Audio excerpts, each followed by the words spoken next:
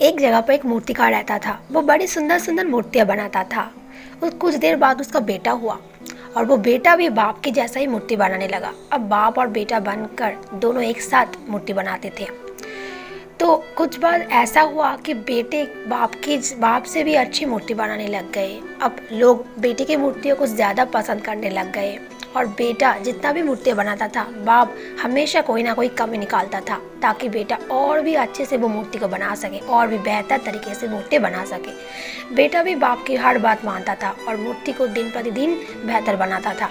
इसके वजह से बेटे की मूर्तियाँ ज़्यादा बिकने लगी। अब बाप की मूर्तियाँ कम बिकने लगी। और कुछ देर बाद ऐसा हुआ कि बेटे की मूर्ति ज़्यादा बिकने की वजह से बेटा अब बहुत ज़्यादा खुश होने लगा।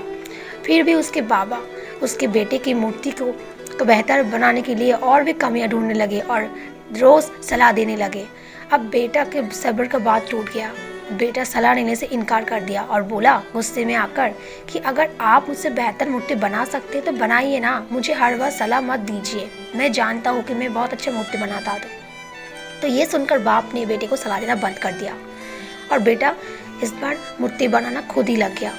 और कुछ देर बाद ऐसा हुआ कि बेटे की मूर्ति भी अब कम बिकने लग गए। लोग भी बेटे की उसकी मूर्ति की तारीफ नहीं करते। अब ज़्यादा मूर्ति बिकते भी नहीं।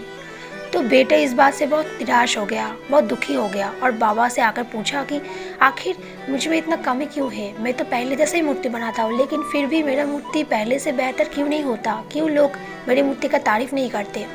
तो बाबा तो इसके बारे में जानते थे। बेटे को समझाते हुए बाबा ने बोला कि बेटा मैं इसके बारे में जानता हूँ क्योंकि ऐसा मेरे साथ भी हो चुका है। क्योंकि जब आप खुद की सलाह लेना बंद कर देते हो तो आप बेहतर बनना बंद कर देते हो और जब तक आपने मेरा सलाह लिया तब तक आप खुद को बेहतर बना चुके हो, लेकिन आप खुद से सेटिस्फाई हो चुके हो, इसलिए आप बेहतर बना नहीं पा रहे हो और लोग आपके काम का तारीफ भी नहीं कर रहे। तो दोस्तों ये कहानी हमें ये शिक्षा देती है कि हमें हर वक्त खुद को बेहतर बनानी चाहिए। हमें हमेशा खुद को बेहतर बनाने के लिए प्रयास करनी चाहिए। जब तक हम अनसेटिस्फाई रहते हैं अपने काम से तब तक हम हर रोज़ कुछ ना कुछ कर कर अपने आप को बेहतर बनाते हैं।